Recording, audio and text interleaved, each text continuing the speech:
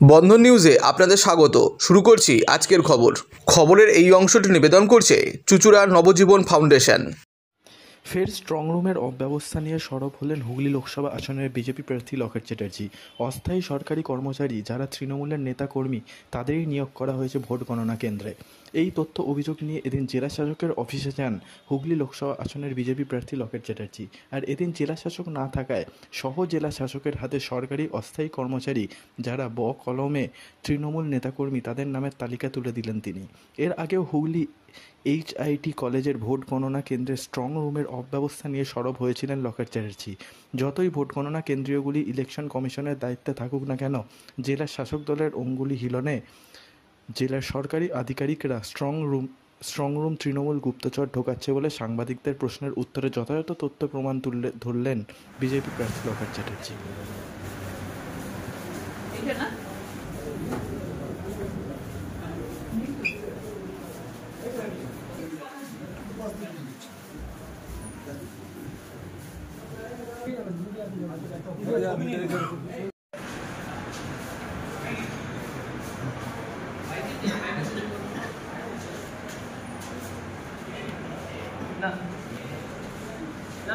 আমরা সূত্র মারফত জানতে পেরেছি এটা তাদের কাছে গভর্নমেন্ট অফ ওয়েস্ট বেঙ্গলেরই কাগজ আছে। এইখানে আরও এআরওতে রুমে কাউন্টিং রুমে কিছু লোককে যাদেরকে গভর্নমেন্ট অফিসিয়াল বলে অ্যালাউ করা হয়েছে, তার মধ্যে কিছু কিছু নাম আমরা এখান থেকে দেখতে পেয়েছি যে তারা প্রথম কথা কন্ট্রাকচুয়ালে রয়েছে এবং তারা প্রচণ্ডভাবে স্ট্রংলি তৃণমূলের লোক, তৃণমূলের নেতা রয়েছে। এবং সেই জন্য আমরা বলতে এসেছি, এখানে যেমন রয়েছে পিন্টু দেবনাথ, তাকে ডিও রাখা হয়েছে। তারা থাকবে হচ্ছে 4 তারিখে তারা বলাগড় অ্যাসেম্বলিতে তারা এআরওর ওই রুমে তারা থাকবে এখানে, এবং বিভিন্ন ধরনের তাদের কাজে ডিপ্লয় করা হয়েছে। ইনি টিএমসির নেতা আছেন, বিভাস মাঝি ডিও দেওয়া হয়েছে তাকে, বিভাস মাঝিকে। তিনি হচ্ছেন টিএমসির একদম সামনের নেতা এবং এবং কন্ট্রাকচুয়ালে তিনি আছেন, ঠিক আছে। তারপরে কমল রঞ্জন চ্যাটার্জি, ইনিও কন্ট্রাকচুয়ালে রয়েছেন, টিএমসির নেতা। ইনি FJE আছেন। ইনি হচ্ছেন অ্যাসিস্ট্যান্ট, তাকে কাজ দেওয়া হয়েছে assistant serial number 1 in round wise table wise supply of EVM to EVM transportation officer. তারপরে দেওয়া হয়েছে দীপঙ্কর নারায়ণ দাস, টিএমসির নেতা আছেন, ওনাকে দেওয়া হয়েছে CA বলে, ওনার ডেজিগনেশন হচ্ছে CA। ইনি CA নন, এটা ভুয়ো ডেজিগনেশন দেওয়া হয়েছে CA, উনি ভুয়ো আছেন। এনাকেও অ্যাসিস্ট্যান্ট, এনাকেও সেদিনকে কাজের মধ্যে রাখা হয়েছে ডেটা এন্ট্রিতে। উদয় শঙ্কর ভট্টাচার্য হচ্ছে টিএমসি কোঅর্ডিনেটর কমিটির নেতা আছেন। উদয় শঙ্কর, উনি 65+ ওনার বয়স। ওনাকেও রাখা হয়েছে collecting attendance of counting personal other staff. Raju Ghosh ইনিও আছেন, BSK কাজ করেন এবং টিএমসির লোক আছেন। এই 6টা নাম আমাদের কাছে এসছে একটা বিধানসভার।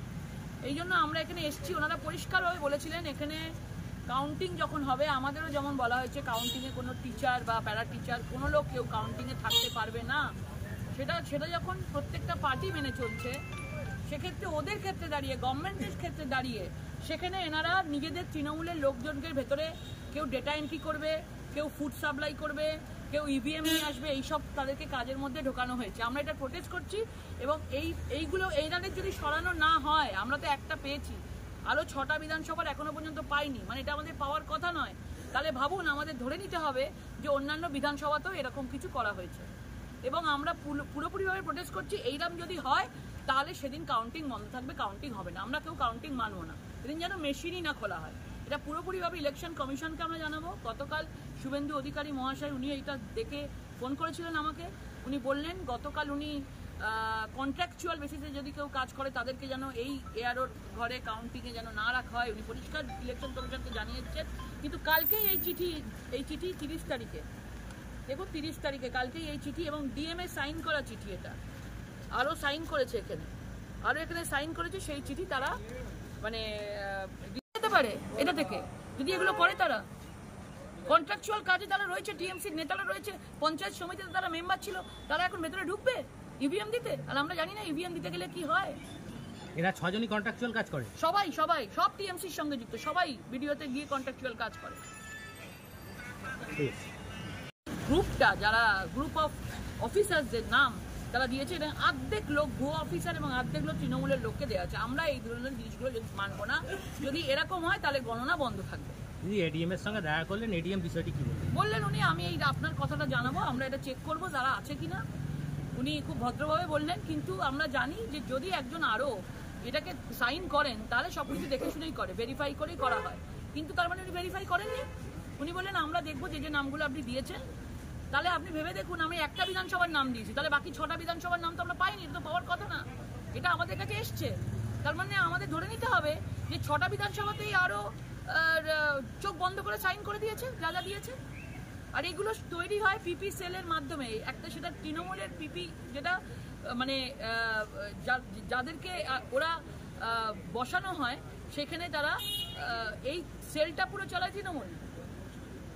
এই পিপি সেলের মাধ্যমে প্রত্যেকটা লোককে নিজের কাজে ডিস্ট্রিবিউট করা হয় সরকারি অফিসারকে, সেইটা পুরো তৃণমূল চালায়। এবং সেখান থেকে এদেরকে করা হয়েছে, আমরা পরিষ্কারভাবে বলেছি। এবং উনি বলেন আমি এটা ডিএম ম্যাডামকে জানাবো, ডিএম ম্যাডাম দেখবেন এবং দেখার পর যদি বলা হয় তাহলে আমরা বাদ দেবো বা দেখবো সেটা। নির্বাচন কমিশনের তো একটা গাইডলাইন ছিল, কিন্তু তাহলে ডিএম এখানে কি করলো?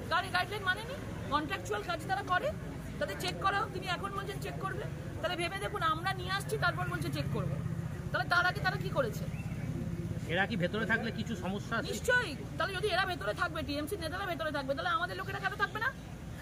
তাহলে আমাদের লোকেরাও থাকুক, তাহলে এই কাউন্টিং হবেই না। সেদিনকে কাউন্টিং করতেই দেওয়া যাবে না, কিচ্ছু হবে না কাউন্টিং। যদি এইসব নেতাদেরকে আগে বার করতে হবে, না তাহলে কাউন্টিং হবে, নাহলে কাউন্টিং হবে না। কারণ এটা একটা বড় ক্রিমিনাল অফেন্স। পাইনি, সেটাই বলছি, আমি পাইনি। এটা আমি পেয়েছি, কেউ আমাকে প্রোভাইড করেছে বলে পেয়েছি। এটা ওনারা নিজেরাই বলছেন এগুলো পাওয়ার কথা না, আবার বলছেন 6টা পারলে নিয়ে আসবো। তাহলে নিয়ে আসবো কি করে? এটা তো পাওয়ার কথা না। আপনারা বলছেন এগুলো আপনাদের দেওয়া যায় না, আবার বলছেন এরকম ভাবে আপনারা নিয়ে আসুন। তার মানে ধরে নিতে হচ্ছে যে এরা এগুলো না, মানে একদম যে কথা ওরা বলেছিল সেই কথা রাখেনি, সেই কথা রাখেনি তারা। তারা এত স্বচ্ছভাবে করবেন বলছেন ইলেকশন, তাহলে শেষ মুহূর্তে তারা কথা রাখতে পারছেন না। টিএমসির লোকেদেরকে, নেতাদেরকে ভেতরে ঢুকিয়ে রাখছেন। এটা ডিএম বলুন, সবাই এটা ক্রিমিনাল অফেন্স। এটা রকেট সরকারি তথ্য পেল করতেছে, হয় চুরি করেছে আর না হয় কেউ ওকে গোপনে সাপ্লাই করেছে। দুজনের বিরুদ্ধেই আমি ডিএমকে অনুরোধ করব আইনানুগ ব্যবস্থা নিতে। লকেট অলরেডি এক্সএমপি ওর কপালে লেখা হয়ে গেছে। ও যা করছে সবটাই নাটকবাজি। এর আগের দিন এইচআইটি কলেজে 4 ঘন্টা অ্যাডমিনিস্ট্রেশনকে ব্যস্ত রেখেছে অহেতু, যেটা ওর করার কথা নয়। আর দেখবেন মানুষ যাতে খেয়াল করে, ওর প্রতিটা কথায় ও বলছে নির্বাচন বন্ধ করে দেবো, মানে কাউন্টিং বন্ধ করে দেবো। কাউন্টিং কোনো অবস্থাতেই হবে না, এটা জমিদারি নাকি? কাউন্টিং এর সিস্টেম, নির্বাচনের সিস্টেম পরিচালনা করে নির্বাচন কমিশন। নির্বাচন কমিশন কি মমতা ব্যানার্জির লোক নাকি? সে তো দিল্লির লোক, ওদেরই লোক।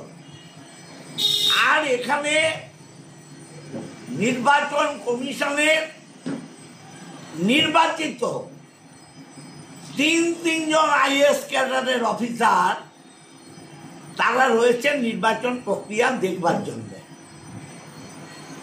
তারা কেউ নয়, লকেট সব। ওর উদ্দেশ্য কাউন্টিং বন্ধ করা, আর কোনো ব্যাপার নয়।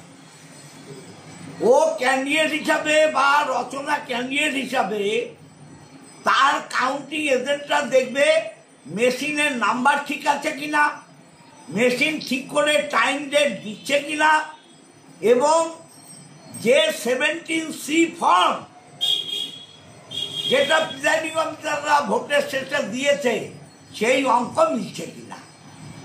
এটা যদি মিলে যায় তাহলে স্বচ্ছ কাউন্টিং। ও এসব বুঝছে না, কারণ ওই গোহারা হেরে বসে আছে। অতএব নির্বাচনের প্রক্রিয়ার মধ্যে যে কাউন্টিং, সেটাকে বন্ধ করার প্রচেষ্টা করছে। আমরা তো চুরি পরে বসে নেই, কেউ ওর হাতে চুরি আছে, অনেকের হাতে চুরি নেই। অতএব চুচুড়া এবং হুগলির মানুষ মাদকাসক্ত যুবকদের জীবনের মূল স্রোতে ফিরিয়ে আনছে চুচুড়া নবজীবন ফাউন্ডেশন। আজ থেকে 7 বছর আগে পথ চলা শুরু হয়েছিল এই সংস্থার। হুগলি জেলা থেকে শুরু হয়েছিল নবজীবন ফাউন্ডেশনের কাজ। আজ গোটা উত্তর পূর্ব ভারতে ছড়িয়ে পড়েছে তার ব্যাপ্তি। জেলা ও রাজ্যের হাজার হাজার মাদকাসক্ত যুবকদের মানসিক ও শারীরিক চিকিৎসার মধ্যে দিয়ে সুস্থ জীবনের পথে ফিরিয়ে আনছে নবজীবন ফাউন্ডেশন। কী করে এই সংস্থাকে তিল তিল করে গড়ে তুলছেন বন্ধন নিউজ এর ক্যামেরার সামনে, সে কথা বললেন সংস্থার কর্ণধার চন্দন দাস। দেখি ওটার মধ্যে কি আছে, বা পাড়ার বড় দাদারা করছে, আমিও একটুখানি করি, ফিলিংসটা কি সেটা দেখতে যাই। এবং একটা সার্টেন টাইমের পর কি হয়, সেটা ফ্রিকোয়েন্সিটা তখন অনেক বেশি থাকে, গ্যাপ থাকে যখন শুরু করে। পরবর্তীকালে যখন নির্ভরশীল হয়ে পড়ে সেই একটা সাবস্টেন্সের উপর, তখন সেটা থেকে বেরোনোর জন্য সে নানা রকম চেষ্টা করে, কিন্তু তার ওয়ে আউটটা জানা নেই যে কোন রাস্তা দিয়ে গেলে নেশা থেকেও বিরত থেকে সুস্থ স্বাভাবিক জীবনযাপন করা যায়। তো আমি ভাবলাম যে শুধুমাত্র আমি সুস্থ স্বাভাবিক জীবনযাপন করলাম, আমার জীবনের সার্বিক উন্নতি হলো, বা আমার যেসব এম বা আমি জীবনে যে জিনিসগুলো করতে পারিনি সেগুলো আমি ফুলফিল করলাম, তাহলে তো শুধু আমার কথাই ভাবা হলো। তাহলে আমি এরকম কিছু কাজ করি যাতে আমার মতো আরও 5 জন আমার দ্বারা উপকৃত হয়। এবং একটা সার্টেন টাইমের পর যখন মানুষ চায় যে ফিরতে, অথচ তার কাছে রাস্তা থাকে না, তখন এই একটা WHO ওয়ার্ল্ড হেলথ অর্গানাইজেশন একটা প্রসিডিওর বার করেছে। সামগ্রী আর ঠান্ডা গরম পানীয়র জন্য বিশ্বমানের flask, micro oven, mixer grinder, induction সহ আধুনিক রান্নাঘরের সামগ্রী উৎপাদন সারা বিশ্বে আলোড়ন সৃষ্টি করেছে বড়শিল। পাশাপাশি বিশ্বমানের সোলার গ্লাস, যা সোলার সিস্টেমের অন্যতম সামগ্রী তৈরি করে, সারা বিশ্বে নজির গড়েছে বড়শিল। দেশের বাজারে পাশাপাশি বিশ্ববাজারেও সব প্রতিযোগী কোম্পানিকে পিছনে ফেলে এগিয়ে চলেছে ভারতের বড়শিল। রাজস্থানের বড়শিল কারখানায় 1200 মহিলার কর্মসংস্থান হয়েছে। প্রতিদিন রাজস্থানের প্রত্যন্ত গ্রাম থেকে ওই মহিলাদের গাড়ি করে কারখানায় নিয়ে আসে কারখানা কর্তৃপক্ষ। তারা বড়শিলের বিশ্বমানের প্লেটের ডিজাইনে কাজ করে। দিনের শেষে তাদের গাড়ি করে বাড়ি ফিরিয়ে দেয় কারখানা কর্তৃপক্ষ। কর্মসংস্থানের এই বেনজির দৃষ্টান্তের জন্য বড়শিল কোম্পানিকে কুর্নিশ জানায় ভারতবাসী।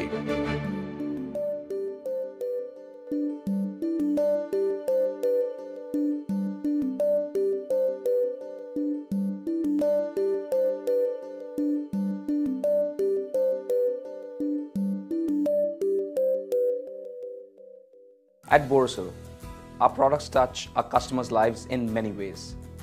Our philosophy is simple: understand the evolving needs of our customers and deliver solutions to meet them.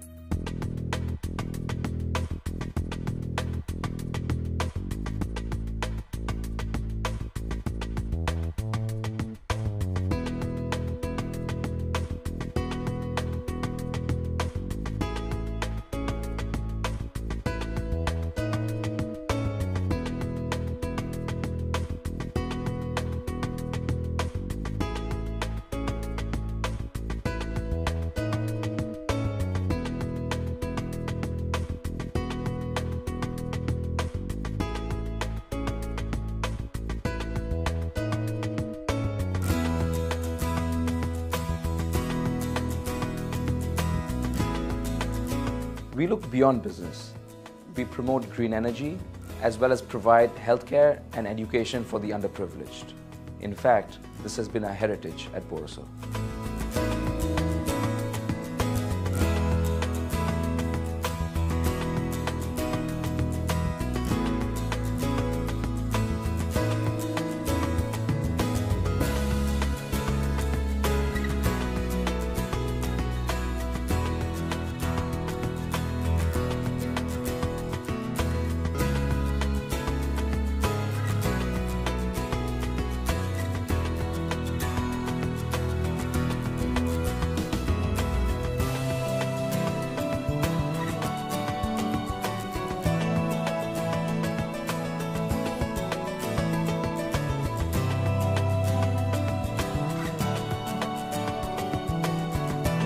Our products are developed with innovation and thought. It is technology emboldened by the human spirit.